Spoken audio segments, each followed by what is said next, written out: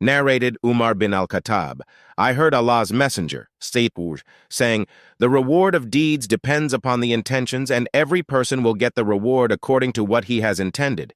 So whoever emigrated for worldly benefits or for a woman to marry, his emigration was for what he emigrated for." Asked Allah's messenger, "O Allah's messenger, how is the divine inspiration revealed to you?" Allah's messenger, replied, "Sometimes it is revealed, like the ringing of a bell. This form of inspiration is the hardest of all, and then this state passes off after I have grasped what is inspired. Sometimes the angel comes in the form of a man and talks to me, and I grasp whatever he says." Aisha added, "Verily I saw the Prophet, being inspired divinely on a very cold day, and noticed the sweat dropping from his forehead as the inspiration was over." Narrated Aisha, the mother of the faithful believers, the commencement of the divine inspiration to Allah's messenger was in the form of good dreams which came true like bright daylight, and then the love of seclusion was bestowed upon him. He used to go in seclusion in the cave of Hira, where he used to worship Allah alone, continuously for many days before his desire to see his family. He used to take with him the journey food for the stay, and then come back to his wife, Khadija, to take his food likewise again, till suddenly the truth descended upon him while he was in the cave of Hira. The angel came to him and asked him to read. The Prophet, added, "The angel caught me forcefully and pressed me so hard that I could not bear it any more. He then released me and again asked me to read, and I replied, 'I do not know how to read.' Thereupon he caught me again and pressed me a second time till I could not bear it any more.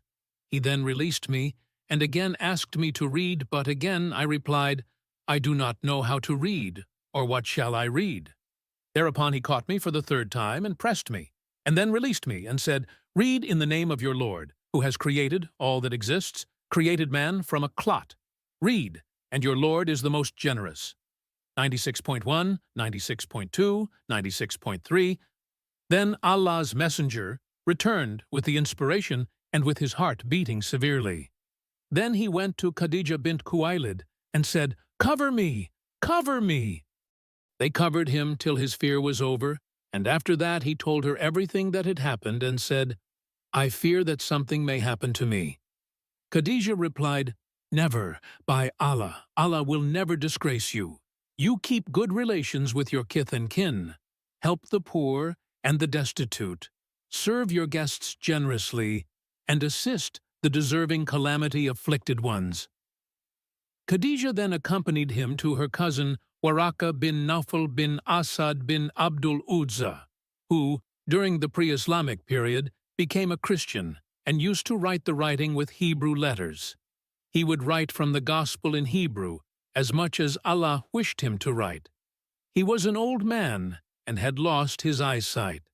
Khadija said to Waraka, 'Listen to the story of your nephew, O my cousin.' Waraka asked, 'O my nephew, what have you seen?'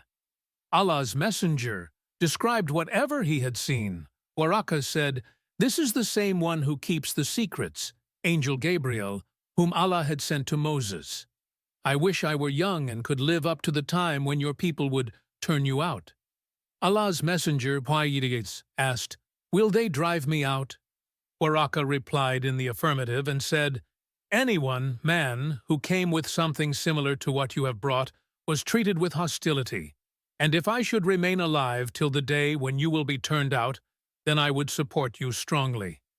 But after a few days, Waraka died, and the divine inspiration was also paused for a while.